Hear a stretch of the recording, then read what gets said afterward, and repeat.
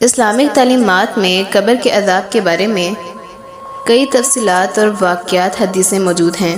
ایک تفصیل واقعہ برا ابن عازب رضی اللہ عنہ کی حدیث میں ملتا ہے، جو رسول اللہ صلی اللہ علیہ وآلہ وسلم نے اپنے صحابیوں سے فرمایا۔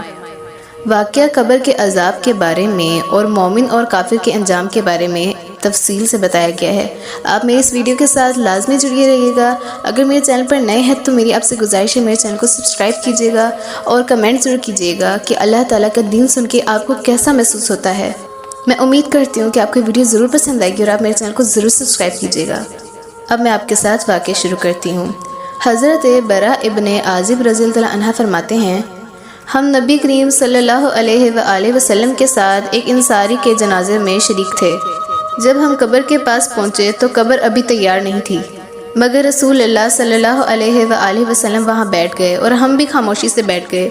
پھر اسی دوران نبی کریم صلی اللہ علیہ وآلہ وسلم نے ایک چھڑی سے اس زمین پر لکیر لکھتے ہوئے فرمایا کہ جب مومن دنیا سے رخصت ہو کر آخرت کی طرف جاتا ہے، آسمان سے سفید چہروں والے فرشتے نازل ہوتے ہیں، جن کے چہرے سورج کی طرح چمکدار ہوتے ہیں، اور وہ جنت سے کفن اور خوشبو لے کر میت کے پاس آتے ہیں۔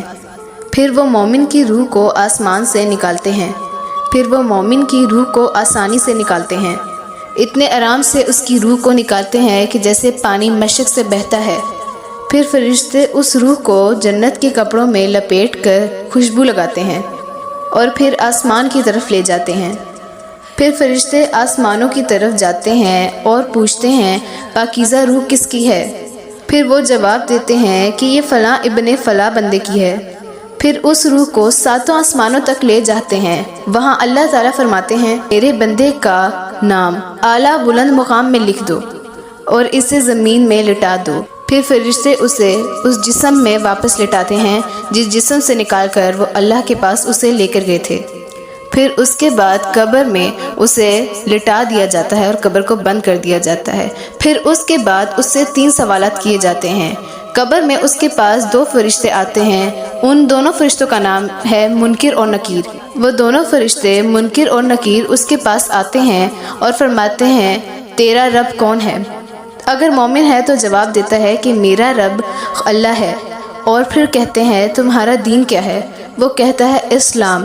پھر کہتے ہیں، تیرا رسول کون ہے؟ وہ کہتے ہیں محمد صلی اللہ علیہ وآلہ وسلم۔ پھر آسمان سے ایک بلند آواز آتی ہے اور اللہ فرماتے ہیں، میرے بندے نے سچ کہا، اس کے لیے قبر میں جنت کا دروازہ کھول دیا جائے۔ اس کے لیے قبر کو وسیع کر دیا جاتا ہے اور